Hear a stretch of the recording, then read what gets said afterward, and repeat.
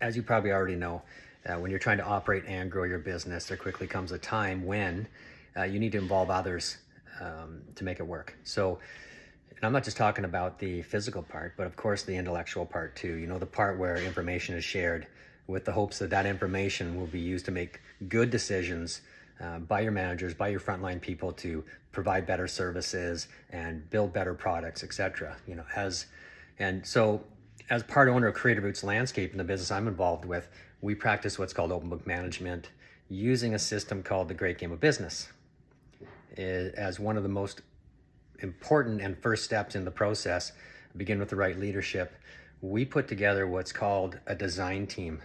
This is a cross section of employees and key people on the team that care enough about themselves and the company to want better. The following is simply a conversation that are recorded with the hopes that anybody who is interested in hearing or watching might be encouraged to do something similar to this. So I hope you enjoy it and get something from it.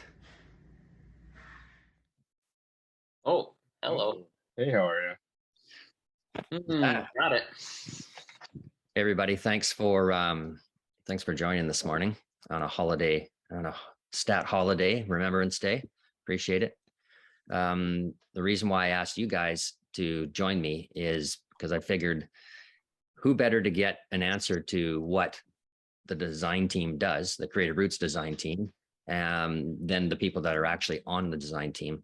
And so I've put together just 6 questions that I thought would be relevant to anybody who's considering or trying to understand it, and that I know you guys probably won't have too much difficulty answering. So as you can see, I've got the 10 steps of the implementation up here, and that's just to give anybody who's watching, an idea of who has maybe already seen the presentation for implementing the Great Game and open book management into their company, an idea of what the design team would do. And do you guys have anything to say about these 10 steps that would help that better than what I've just said? I mean, right off the get-go, number 1 step, begin with the right leadership. So, whoever is coming into the team needs to be a leader, a natural leader, and someone who wants to develop their leadership skills. Yeah, and be a part of the company's future growth and the direction it's heading, right? So starting with that's obviously number 1. So I think I'd like to add as well that coming into something like this and not really knowing what you're getting into, you have to sort of put your belief in it. You have to trust it and go with it. Don't try to, well, I'll do this bit and not that bit. Yeah. Just do it all. It makes the most sense. All right. Well, so let's just go through these 6 questions. I think that'll probably help guide the process. So first one, what is the design team and what does it do? So in my opinion, the design team and kind of the way that we've implemented it is it's a combination of people that are in managing roles. So people that are running a department or that are running multiple teams, but it also allows the opportunity for people who are maybe in lower levels to come in and have some input on what's going on in the company. So what kind of things do you guys designed? Yeah, so it kind of depends on where you are in the design team building process. A lot of it has to do with establishing a good culture within the company, making sure that issues that people are talking about in meetings and on job sites are actually being translated properly through management. Cool. Through the whole company as a whole, right? So that, we can row all in the same direction, and, you have the key people that you're looking to build the company with are having that input valued, and you're all rowing in the same direction. Your all beliefs are centered around whatever key point you guys are trying to make. Mm-hmm. Yeah, I see it for us too. It was almost like an action team as well. Everyone comes up with all these great ideas and things to better the company, but we get so busy throughout the year. So for us, it was kind of like more of like a focus group, and how can we implement and improve all these standards and systems within the company. Yeah, It was really grounding and centering for sure. And I think it really helped keep the momentum going. So we've had some ideas that carried on and got completed, and then the team really appreciated seeing that follow through. Okay. Yeah, I think it's So a great way to stay in touch with like what's going on in the company, some of the key issues and the people that are involved in all those issues and how to kind of build your game and your style of game around how your company works and how you want to see it operate. So that's a great opportunity for it doesn't have to be just managers or key people. There can be some new people in there. I think the key is just that you have people on the team that are, you know, they're in it 100% and they want to see the company improve and they want to be part of building that company in a way that works for them in their situation, because every company's going to be different. So it's really having those people that are kind of in touch with what's going on out in the field and the internals of the business as a rounded kind of group that can bring multiple ideas and just kind of bounce them off each other all the time. yeah, I guess it's a way of trying to stay in touch and keeping relevant to the people that are actually doing the work. Definitely. Well, so why did you join it? Why and how? Like, how did you get on this design team? Yeah, so when the design team was first brought up at our annual HIT meeting last year, I really saw it as an opportunity to have my voice heard and to be able to voice the concerns of everybody else that is working below me at the time. The main thing is to, you know, being a career-focused landscaper, the big thing that you want to focus on is having a place where you have the opportunity to grow and actually having a vocal input on what's being done and how we're handling certain situations, whether that be culturally, systematically, in terms of processes. That's huge for me. So that was my opportunity to really take the reins in my own hands and be able to move the company and myself forward. I like what Matt was saying of just kind of, you know, how let's develop where we work, the best place that we want to work. You know, where do I want to work and how can we make that where we're all working, you know, like, Yeah. Totally. Oh, Yeah, we spend 8 hours a day at this place. We want to, if you can have an input in making it the best for not only yourself but everybody around you, it's an awesome opportunity. Go for it. great. So when do you meet and how much of your time does it take to be on this thing? Like, how much commitment is there and what are you giving up?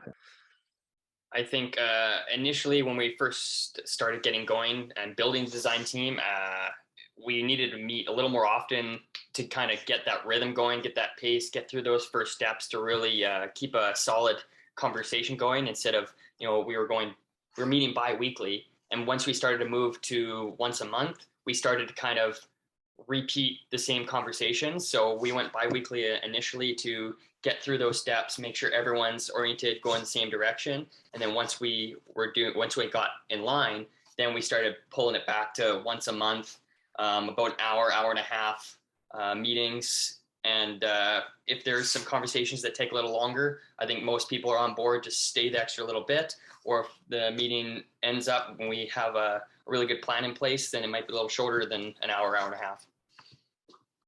No, that answers it. Anyone else?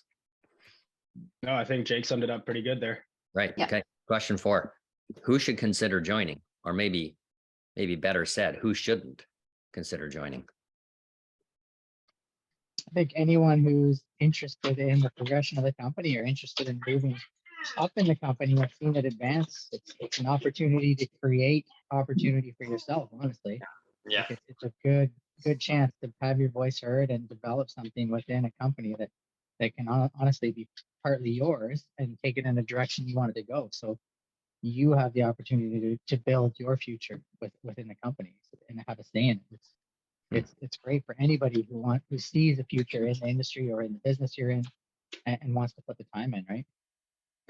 Absolutely. And I think in the terms of who shouldn't be joining the design team, I mean, if you're in a bit of a transient place in your life and you're coming in to just work a landscape season and you're not planning on returning to the same company the next year, maybe the design team isn't the right fit for you. But maybe if the design team isn't exactly the right fit, you can still discuss with the people that are in the design team to have your input heard. Yeah. Yeah. Good point. Very good point. So yeah, it's kind of the avenue to promote change, positive change, or, you know, towards issues, or actually maybe even take advantage of opportunities that aren't being noticed. Absolutely. Yeah. I Awesome. think also to consider is to join it, you're bringing in skills and learning things that you're doing outside of digging or whatever you're doing in the field. So it might be skills that you have that you're not really utilizing in the field, but you can bring to the team to share and to grow. What kind of skills? A couple of skills that I would say that you bring to the table that are considered soft skills definitely are your communication skills.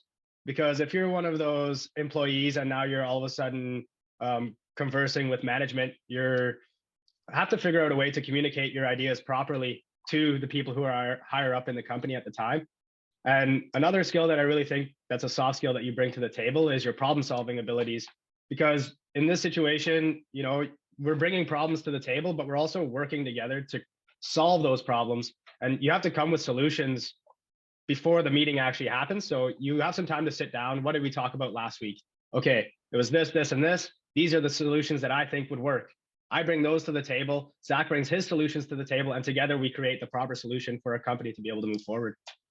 The communication is huge with, you know, just listening. And then even if you don't have your own solution, you can be a sounding board for other people and their ideas. Oh, maybe you didn't think about this or whatever, that portion of that solution. And let's work together to make sure that solution is concrete and it's ready to go to implement. Absolutely. And I think one more thing that we all share as a skill in this group is our ability to vision. And the design team is a lot about visioning and seeing ourselves in the future, where we want to be and how do we get there. Not stuff you typically hear from 25-year-old landscapers, for sure. Thanks, Zach. Okay, question 5. Is there anything that we've kind of probably already covered some of this, but is there anything you get from being on the team that you didn't expect when you joined? Or is there any advice, you'd give somebody who's kind of considering it? I honestly, the way that the design team was laid out when we were discussing on building our design team, I kind of had a pretty good idea. I mean, Creative Roots has been involved in the Great Game of Business for years on years now. So because we have our Great Game of Business training throughout the year, it was pretty clear on what we were trying to achieve as a design team when we were getting started with it last year, and what we wanted to do with it in the future. So me personally, I'm not getting anything that I was not expecting, because everything that I was expecting, I'm getting. I think for me, as being somebody that's in the office and not working with everybody else on a regular basis, it's given me a really great way to connect with other people in the team. Yeah, I that's appreciated what that. people are feeling, I guess. Mhm. Yeah. For me, I like to dive deeper into all of these steps that we looked at the beginning. I've been here for a couple of years now, and you get into the rhythm of the huddle, and you basically repeat until you learn it. So it's nice to going into the design team meeting, I thought I had a pretty good idea of what we would consider a great game of business, but going into the deeper aspects was really nice, and I still am learning a lot. Yeah, I guess that's why you kind of go through those 10 steps on an annual basis, because there's new considerations, there's new people, there's new economy, there's different opportunities, different issues arise. So yeah, oh, good. Well, I don't want to take up too much of your time, and I'm pretty sure we've answered these questions really well, but is there anything you'd like to tell anybody, or is anything else you'd like to say about it? I don't know. I just think it's I mean, at first you'll probably stumble through it a little bit, and so you kind of find your rhythm. We did ourselves, but once we kind of found that groove of the exact direction we want to go, we really started to see good change happening in kind of a progressive way. And I think we all felt that way as well. We started off, a little rocky, just trying to figure it out. But once we started really just focusing on those key issues that we see in the business, because we've been doing it for a while. So for us now, we've moved more from the design team into like the culture club, which is kind of the next step of the design team. Once your game is built, then it becomes more of a group of people trying to just constantly improve it. And that's kind of the stage we're at now, is we're on the path of, okay, what are we doing? What could we be doing better? Or what are we missing? Or what else could we add to this, right? So just really focusing on those issues and working around them, it helps the culture in the company vastly because people see that change and that growth. Yeah, and I'm not on the design team, but what I really what I appreciate about it, sorry, is it's systemized.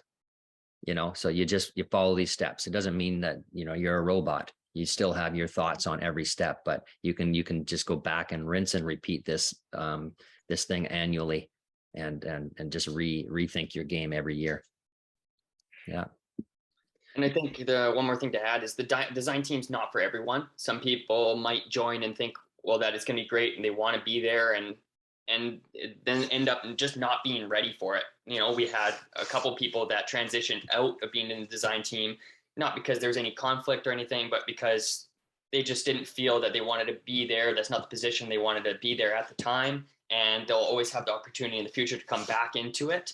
But it's not for everyone, and really to get the most out of it, you got to be able to be that sounding board, have a lot of input, and really be there for the company and the camaraderie and the growth for the future for opportunity. Great. All right, everybody, I won't keep you. Happy Remembrance Day, and I'll be back in town tomorrow night, so we'll see you soon. Awesome. Awesome, Ryan. Thanks, All right. guys. Thanks, Ryan. Thanks, Bye. guys, everyone. Bye.